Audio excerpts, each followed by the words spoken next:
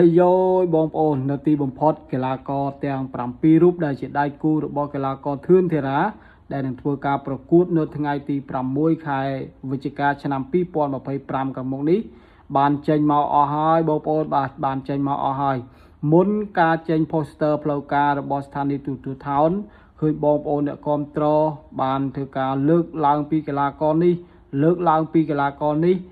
បាទឥឡូវនេះចេញមកច្បាស់ការហើយបងប្អូនបាទចេញមកអស់តែម្ដងបាទទី1គឺសមាជិកភាពកីឡាករធឿនធីរ៉ាផ្ទាល់តែម្ដងបាទ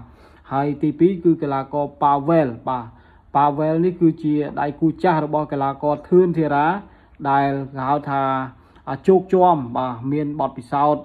ជោគជាំមានការប្រកួតដែលកីឡាករធឿនធីរ៉ាចាំមិនភ្លេចគឺអ្នកគាំទ្រក៏ចាំមិនភ្លេចដែរបាទការប្រកួតរវាងកីឡាករ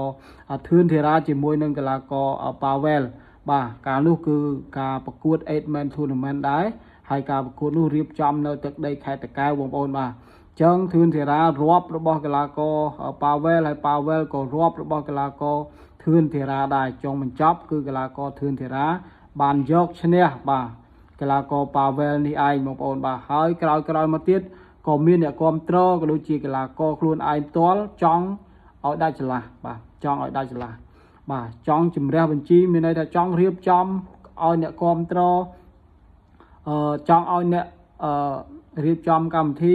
រៀបចំឲ្យមានការប៉ះគ្នារវាងកីឡាករធឿនធីរ៉ាជាមួយនឹងកីឡាករប៉ាវ៉ែលនេះជាថ្មីដើម្បីឲ្យជ្រះឆ្លាស់បាទចាញ់ដឹងចាញ់ឈ្នះដឹងឈ្នះបើកាលលើកមុនលក្ខណៈថាចាញ់ឈ្នះមែនប៉ុន្តែអត់ទាន់លក្ខណៈថាអត់ទាន់អស់ចិត្តលក្ខណៈគាត់វាយអស់រៀងខ្លួនពេកបងប្អូនបាទហើយចុងក្រោយគឺកីឡាករធឿនធីរ៉ាគាត់អ្នកឈ្នះហើយអញ្ចឹងប៉ាវ៉ែលក្រោយមកក៏គាត់ចង់ប្រកួតជាមួយនឹងធឿនធីរ៉ាទៀតដែរហើយឥឡូវនេះបានសម្រេចហើយបងប្អូនបាទឥឡូវនេះបានសម្រេចហើយប៉ុន្តែមិនទាន់ច្បាស់ថានឹងការប្រកួតអ្នកទាំងពីរនឹងកើតឡើងឬក៏អត់ទេបងប្អូនបាទមូលហេតុនោះគឺថាមានកីឡាករចំនួន6អ្នកផ្សេងទៀតបាទមកពីប្រទេសផ្សេងគ្នាអញ្ចឹងការប្រកួត 8-man tournament នេះគឺថាកីឡាករ8អ្នកគឺមកពីប្រទេស8តែម្ដងបងប្អូនបាទមកពីកម្ពុជាមកពីរុស្ស៊ីមកពីញូហ្សេឡង់មកពីអេរ៉ង់បាទមកពីប៉ូទុយហ្គាល់បាទអញ្ចឹងមកពីច្រើនមែនទែនបាទតែកីឡាករដែលឃើញថាអ្នកគាំទ្រចាប់អារម្មណ៍ជាងគេគឺកីឡាករប៉ាវ៉ែលនេះឯងដែលជាដៃគូចាស់របស់កីឡាករធឿនធីរ៉ាផ្ទាល់បាទហើយចំពោះកីឡាករបន្ទាប់ទៀតគឺ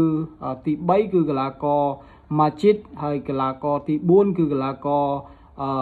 វ៉ាស៊ីលីបាទវ៉ាស៊ីលីហើយកីឡាករទី5គឺកីឡាករម៉ាហាម៉េតអាលីហើយកីឡាករទី6គឺកីឡាករនីវីខុកហើយកីឡាករទី7កីឡាករចិនបាទគឺកីឡាករលីពុងលីងបាទហើយកីឡាករទី8គឺកីឡាករម៉ូហាម៉ាត់បាទម៉ូហាម៉ាត់ប៊ូឡាមុនបាទម៉ូហាម៉ាត់ប៊ូឡាមុនសិតតែជាកីឡាករខ្លាំងសិតតែជាកីឡាករដែលមានខ្សែក្រវ៉ាត់បាទហើយការប្រកួតរបស់គេក៏សិតតែជាកីឡាករលំដាប់ដែរមិនដឹងថាកីឡាករធឿនធីរ៉ាអាចជួបជាមួយនឹងកីឡាករប៉ាវ៉ែលដើម្បីជំរះបញ្ជីឬក៏យ៉ាងណាទេយើងមានតែចាំអត់ទាំងអស់គ្នាបងប្អូនបាទព្រោះការប្រកួតនេះអាចនិយាយថាបានថាជាការចាប់ឆ្នោតឬក៏ជាការរៀបចំការប្រកួតលក្ខណៈផ្គូផ្គងបែបម៉េចយើងអត់ទាន់ដឹងថាអ្នកណាប៉ះអ្នកណាទេបងប្អូនបាទអត់ទាន់ដឹងទេអញ្ចឹងយើងមានតែចាំអត់ទាំងអស់គ្នាបាទចាំអត់ទាំងអស់គ្នាហើយសង្ឃឹមថាធឿនធីរ៉ាអាចនឹងប៉ះកីឡាករប៉ាវ៉ែលទៅចោះព្រោះគូនេះគឺជាគូដែលប្រិមិត្តអ្នកគាំទ្រចង់ឃើញការប្រកួតមែនទែនព្រោះការប្រកួតលើកមុនជក់ចិត្តមែនបាទជក់ចិត្តមែនអញ្ចឹងធ្វើឲ្យអ្នកគាំទ្រទាំងខ្ញុំក៏ចង់ឃើញការប្រកួតរវាងកីឡាករធឿនធីរ៉ាជាមួយនឹងកីឡាករប៉ាវ៉ែលនេះម្ដងទៀតដែរបងប្អូនបាទប៉ាវ៉ែលគ្រីសាណូវិកបាទប៉ាវ៉ែលគ្រីសាណូវិកហើយអញ្ចឹងការប្រកួតនេះបើសិនជាធឿនធីរ៉ាឈ្នះបងប្អូនបាទចឹងគឺថាប្រាក់រង្វាន់គឺច្រើនបងប្អូនឃើញហើយបាទកាលពីសន្និសីទសារព័ត៌មានឃើញថាខាងក្រុមហ៊ុន Gensburg បើសិនជាធឿនធីរ៉ាឈ្នះមាន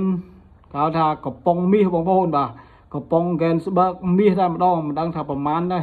มันดังท่าประมาณแต่ลังได้ให้มีกระปงแต่ลังทลายใจเตี้ยเป็นเลยง่ายบองโอนบาเทือนเถระว่าจังวิดีโอนี้มีแต่ปันดังเต้ให้กระสมจีสไลรอกับฮอกคอชกงเปอร์เซ็นต์บักขยมบัตรที่การทัดบายเต้ามีการลื่นลวกบักขาดโดยประการนามวยบักกระสมคันไตอภัยตัวพ้องว่าวิดีโอนี้สมบรรจบแต่ปันได้สมออกกุนสมจุ่มเรียบเรีย